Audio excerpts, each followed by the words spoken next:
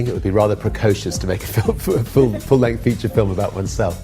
I think there is a company that has said that they'd like to make a full-length feature film about my life.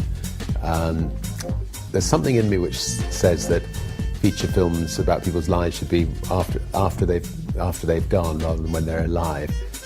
But anyway, a feature film may get made, but certainly not by myself.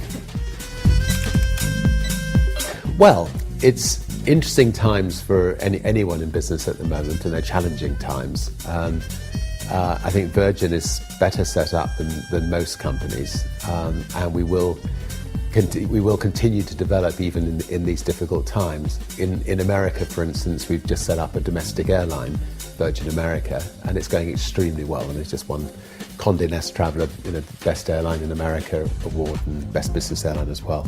We're developing, a spaceship company in New Mexico, which we're only 18 months away from hopefully flying. So, throughout the world, we've got people who are running various Virgin companies who want to, keep pushing forward. Here back in the UK, Bradford and Bingley's gone, HBOS has gone, Northern Rock is sadly gone, and therefore there's going to be need for more competition in the mortgage market, and that's something which we're looking at, because otherwise people are going to pay exorbitant prices for mortgages. So it's that kind of situation where Virgin, I think, is good at going in and seeing if we can make a difference. I don't have any fears as such, except the ill health of my of family members or friends.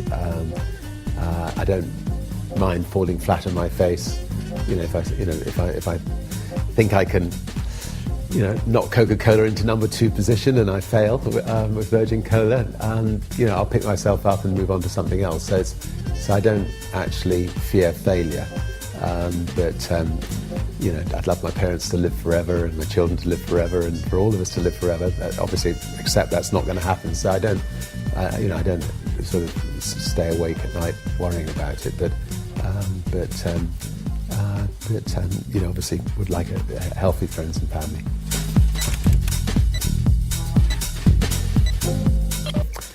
Yeah, originally I wanted to be an editor. I wanted to edit a magazine, and I did edit a magazine called Student, which was a national magazine for young people, and that was my education. I left school at 15 and I edited it till I was 18, 19, and interviewed thousands of interesting people, and it was an exciting time. We were campaigning to try to stop the Vietnamese War,